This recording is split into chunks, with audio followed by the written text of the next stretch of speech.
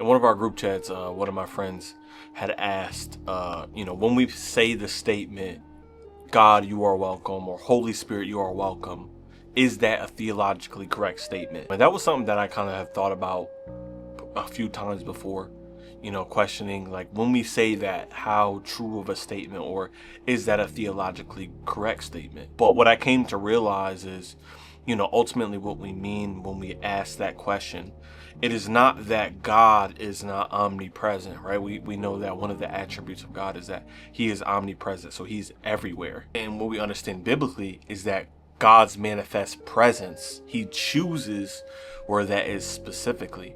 And so when we say something, in church or at our prayer meetings, or, when we're in our prayer closet, when we say something like, God, you are welcome, or God, invade this place, or Holy Spirit, invade this place, what we are saying is, God, make your presence manifest. We want your presence to, dwell, inhabit, rest on this place. And we see biblically, like, God chooses where his manifest presence is. First, the instructions that he gives Moses, right? It's to build a tabernacle. And he goes super, super in depth on how it's to build, the dimensions, everything that's needed within it and outside of it. And he does it all so he can have a specific spot where his presence can be made manifest. And so what we see is God does choose when and where he makes his presence known. And a question that I had kind of asked myself, and even, when I thought of church, what I do on Thursdays as a youth pastor, in my own home, in my own prayer time for our Sunday services, is God welcome? Like, is God welcome in what you do? Is his manifest presence welcome to dwell in your prayer closet, your secret place, your Sunday service, your youth service, your prayer meeting, your marriage, whatever it is, right? Is God welcome there? What's the point of doing a Sunday service if his presence is not there? If the people of God are not feeling his presence, right? Are not encountering his presence? What's the point of doing the prayer service if God's presence is not there? What's the point of worship if God's presence is not there? Right? That was the whole pinnacle of the whole story of Exodus, Leviticus, and Deuteronomy, and so on and so forth. Right? Even look at David in the Ark of the Covenant. Right?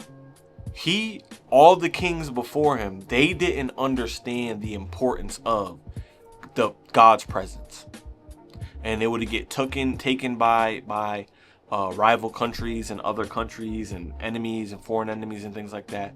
And what is one of the first things that David does? He says, we need to retrieve the Ark of the Covenant. Why? Because he understood how important it was to have God's presence in what he was doing.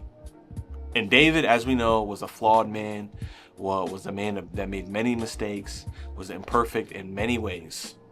But one thing that he understood good and well was we need the presence of God. God's presence has to be amongst us.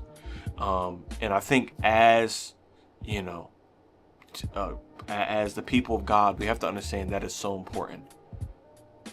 Am I making God's presence manifest in my life, in my marriage, in my time of prayer, and in my Bible reading in the morning? At our gatherings, when we are gathering together, when we are doing our fulfilling the command of coming together as his church and being with one another, is God's presence welcome? Does he see what we are doing and looks at it and says, I know I can reside there?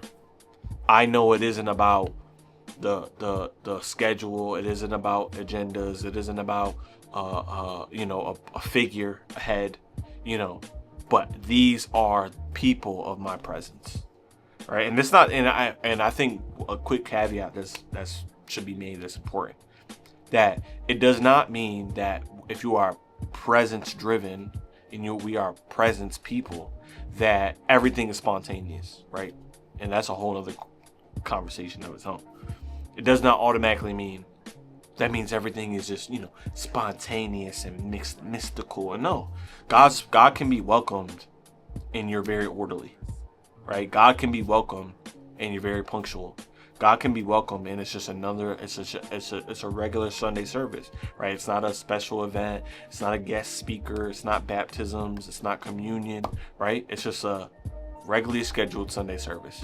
But God can feel welcome there. Why? Because again, we understand that none of this matters, that what's the point if his presence is not there?